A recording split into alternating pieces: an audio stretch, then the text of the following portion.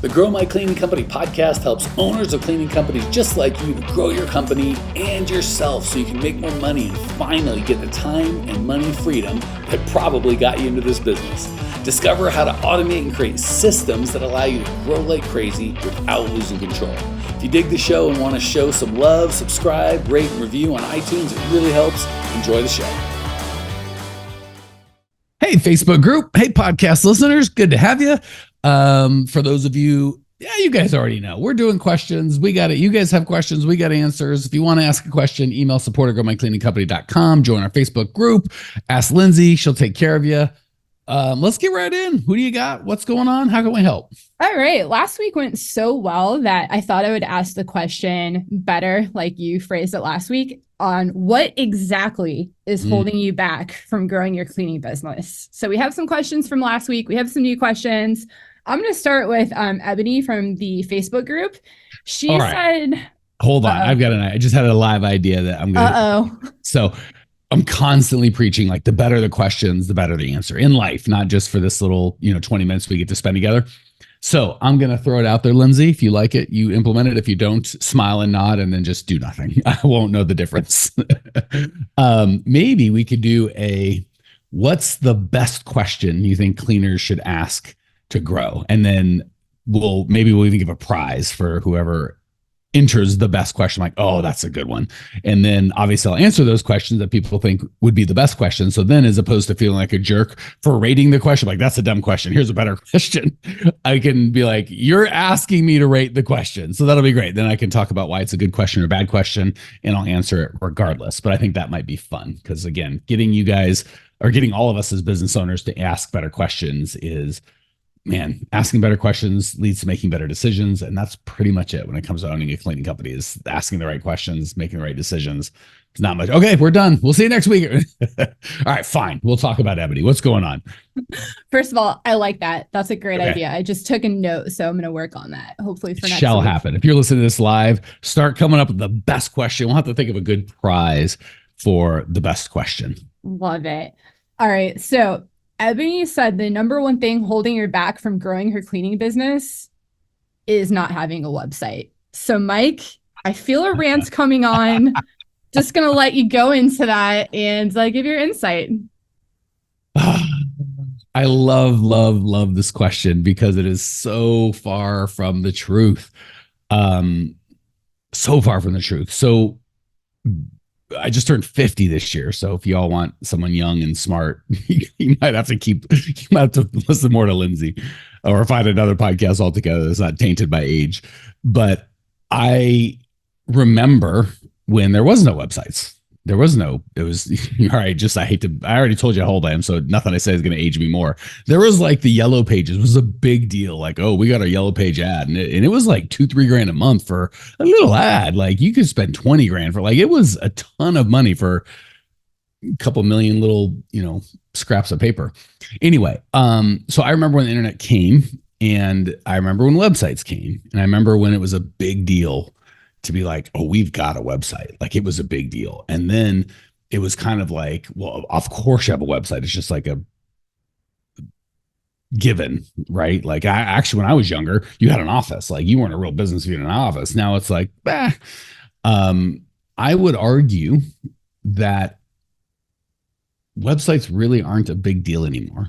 The way it is with social and with reviews and things like that, I don't know how many people you guys hear within the sound of my voice.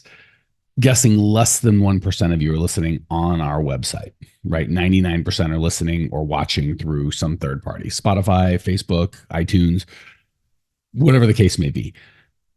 So I think people get real fired up about a website thinking like, I'll just launch my website and then we'll be rich. Here's the God's honest truth. Nobody's going to come. Nobody knows. Nobody cares. Right?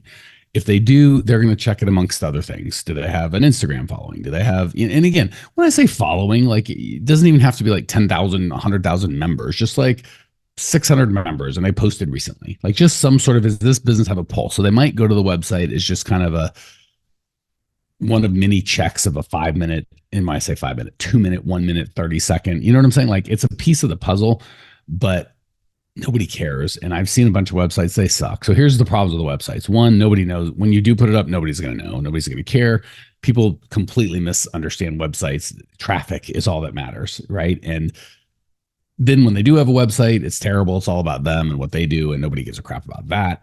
So I promise you, Ebony, promise you, the number 1, 2, 3, 4, 5, 15 thing keeping you from growing your cleaning company is not having a website. Promise you. Do we have I don't even think we had a website. We had a ClickFunnels funnel where you could like go to a webinar and talk to one of our people, and we had our podcast for a long time. We were well into million or multi-million-dollar company before we did a website, and we have a website, and I like our website. We spent money on it. Looks great. I don't know if it makes us any money. It is guaranteed our success has nothing to do with our website. And if we didn't have that website tomorrow, it wouldn't affect anything. And 0% of our success is because we had that website. So just can't emphasize enough, guys, gals. What you really need is to be clear on who your customer is, be clear on what problem you solve for them, and find a way to communicate their pain to them where they go. They do not go to your website to solve their pain about getting more time with their family, cleaning their house, cleaning their business. They go lots of places. Trying to find your specific website ain't one of them. So can't emphasize enough. As promised, Lindsay says, Mike's going to rant. 6 minutes later, you get yourself a rant. I'm actually impressed that you kept it to 6 minutes. That's I know good. that's like a mini rant. I didn't even, get crazy. And I'm caffeinated fully. So I'm trying to, my old age is mellowing me out. I'm trying to be half a human here. All right. Next up, we have Liz. This was actually a comment in the Facebook group from last week. She said, how do I let my clients accept that I will no longer be doing the cleaning? That's a good question. All right.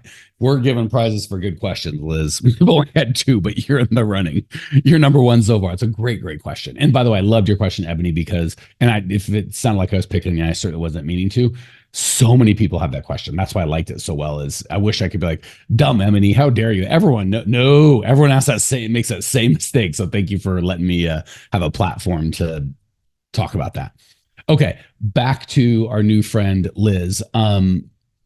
Believe it or not, Liz, I'm going to, as always, answer your question, but the real sale that you need to make is to Liz. That's the reality of it. We think, believe our and again, you'll be screaming at the computer or whatever you're listening, your phone, whatever you're listening on. No, my client specifically, I get it. I know. I'm not saying that they don't have thoughts and they haven't told you out loud in English, I only want you to clean. That said, clients want a lot of things. They don't really know what they want. So there was a time when I started that we didn't have Lindsay or Suzanne or Jack, any of the good people on the team. And I had that exact thought. Like today, I was like, oh, I've got a call before this. I'm going to not be able to go live. Jackson was like, oh, I'll jump on. And I had 0 thoughts about, oh no, they need me. It's going to be me. And I promise you at the beginning, I did everything one-on-one. And when I moved to group, all my one-on-one people were like, I don't know. Guess what? They switched with me and they went, oh, this is way better than before.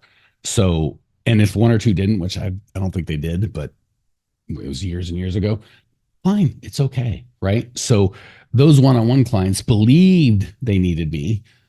And again, it's good for my ego to think I'm and I'm a unique human, and you are a unique human, Liz, but I'm the only one that can provide this result, which is not true, right? There's so many cleaners out there like, my cleaning is the best and it's magical. It's like, well, guess what? All y'all cleaning, you're the best. All y'all are claiming you are the best cleaners, and all y'all but one are lying, right? Because there can only be the one best. So it's good for the ego to be like, we have to be the one cleaning. It's bad for the schedule. It's bad for wanting to be able to have a life outside of cleaning. If you'd like to make money without physically being there and you're the only one that can do it, we got ourselves a problem. I use McDonald's all the time. The most profitable burger stand out there, best burger in the world, is probably somewhere in the middle of Texas. I'm guessing some dude at a crappy shack that's making himself with love, and they're the best burger. And that guy's making 42 grand a year and he's working hard. The worst burger in the world is McDonald's, but by golly, do they have a system, and it does not take Mr. McDonald or any of the shareholders, stockholders, CEO. Nobody has to be involved in that process. And when I go to the McDonald's in up in New Jersey by Lindsay, I'm not like, where's Steve? Steve makes all of my Big Macs. I can't accept that. I need Steve making it. It would be ridiculous because every goddamn Big Mac tastes the same as the other one. So what people really want is a consistent result that they can trust. and they don't know how to articulate that in their mind, or they haven't thought it through. So they'll go what they don't want. So they know what they don't want, which is, I don't want someone here I don't trust or know or like, or it's going to make me feel uncomfortable, do a bad job. But they haven't really thought it through that deeply. So they'll just say something like, I want you, Lindsay, because I know Lindsay's been here and I like Lindsay. I know she does a good job. So what I really want is just this thing to be done without a lot of headache and without a lot of risk on my part. Lindsay fits all those buckets. So I make a false connection that Lindsay's the only person that fits all those buckets. That's not the truth. Funny thing is, when I did go from one-to-one coaching to a team, Lindsay's better what she does than I am by a lot. Like Suzanne's better what she does than I am by a lot. And clients get it. They're like, holy crap. So for you, Liz, God forbid you get pregnant, get sick, take a vacation, get hit by a bus, don't feel like coming in, drunk, hungover, for whatever reason, car breaks, you just can't come in. I guess that's just that, right? So what they really want is a consistent, trained person that they like and can trust in their home. And they really don't want just you, because they know you're a finite human being that can only be at one place at one time. And it's too much risk, right? Like, again, if everyone depended on me and something happened to me, I couldn't provide service. That's not good for my clients. But if I've got a team of people, it's like, Mike's not here this week or for a week or two, it's all fine. They still get the result. So we want to get away from they want you and get into the result that you want. And if there were, I don't have any of these, but if there's clients who are like, no, I just like Mike. I heard him on the podcast and he's my hero and I just want to pay money to hang out with him. I think I'm charming. I ain't that charming. No one has really said that. And if they did, I'd go, well, that's not a service I offer, right? Like hanging out for money. Like that's just not what I do. So Liz, believe it or not, 80% of it's in your mind. If you just say, here's what we're doing, here's how it is. And again, you do owe them good cleaners. So if you take you out and put in a bad cleaner, a cleaner that looks shady or doesn't know how to communicate or makes them uncomfortable or does a bad job, obviously that's the problem. So what'll happen is we don't know how to get a good cleaner in. And then we go, see, I knew it had to be me. And it kind of is a self-fulfilling prophecy. It's like, no. We have to have a system to get the right. We still have to get a system. Again, if I left my one-to-one and turned it over to incompetent people that weren't getting people results, my clients would freak the heck out. They freaked out a little, and then we're like, oh, these people are just as good or better than Mike was. And they lost interest in Mike completely because it was never about me. It was always about them and their results. All right, I think that was a good and proper rant.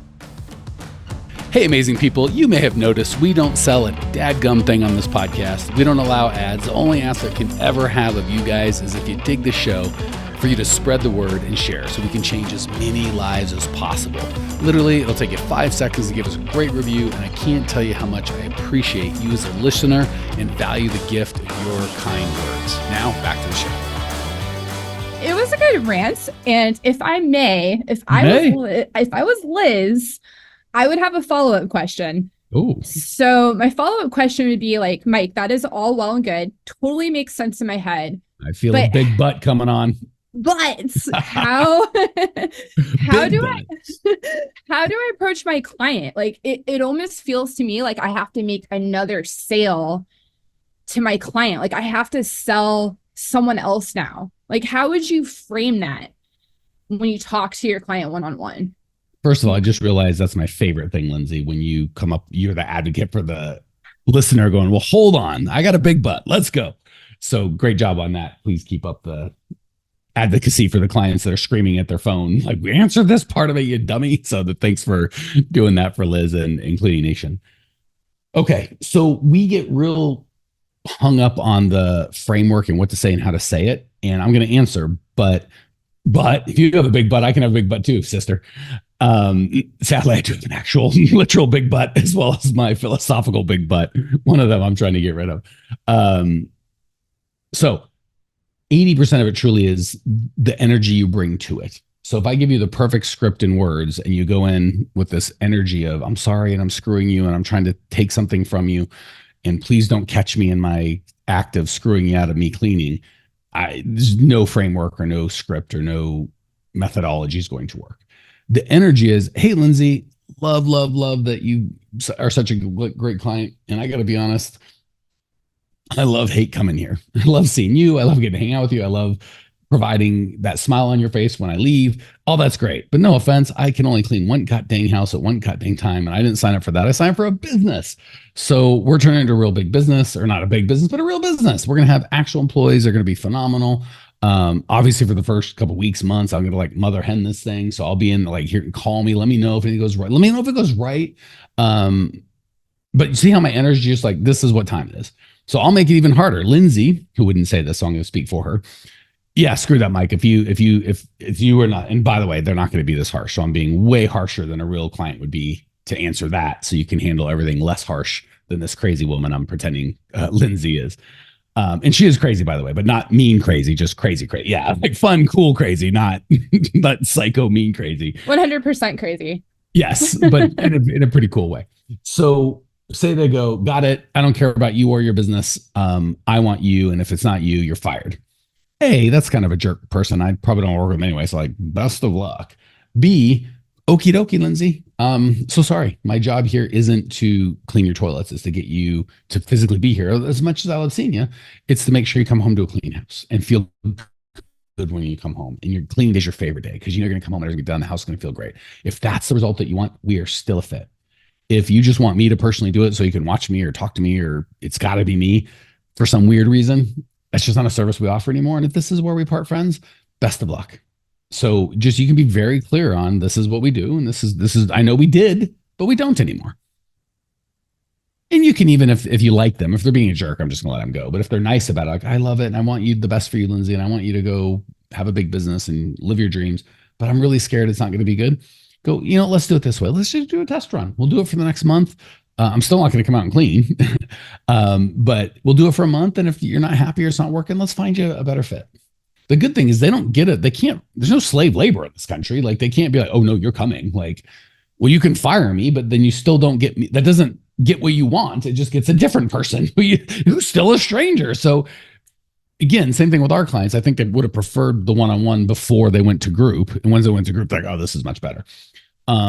But it's like, well, I guess you could find some other stranger, or you could find a stranger that I've picked and vouched for and trained and make sure. They're like, okay, well, if I'm going to go find a stranger anyway, why not pick, you know what I'm saying? Like, the only reason they would fire you is to really cut off their nose to spite their face, right? Just to teach you a lesson. And if that's really where they are, no offense, that's not a client for me. Like, really, this is what's best, but you're so angry with me that I won't personally come clean for you, that you'll take a chance with a stranger as opposed to someone I'm recommending. Like, what are we talking about? And if you want to get snarky, which sometimes I do, I just settle it with price. I totally get it, Lindsay. I would want me too. I'm the best. But here's the reality. There's just one of me, and there's an infinite amount of cleaners. So the $400 a month you're paying, that's now going to be for, one of my team members. I do cleaning, but it's $500 an hour. So it would be $3,000 a month for me. Happy to do it. And they'll go, I'm not paying that. I wouldn't either, but that's my rate. So you can, and it doesn't have to be $500 an hour. Charge $200. Charge whatever you want to get. Where you're like, well, shit, for that, I'll clean. Part of my language. And for me, I don't think I would do it for any price, but you can use price to. And what'll instantly happen? The person who's like, you don't understand, Lindsay. It has to be you, non-negotiable. All of a sudden, you're like, great, pay for it. They're like, oh no, I'll take someone else. Like, instantly, they're not so interested in you. So it's like, when it costs you something, they're not interested. It's fine. They have an infinite budget. When it costs them something, whoa, slow your roll here, Tiger. Like, that's money we're talking. Like, exactly. So when it's my time, we're pretty frisky. When it's your money, all of a sudden we're very conservative. Keep that in mind.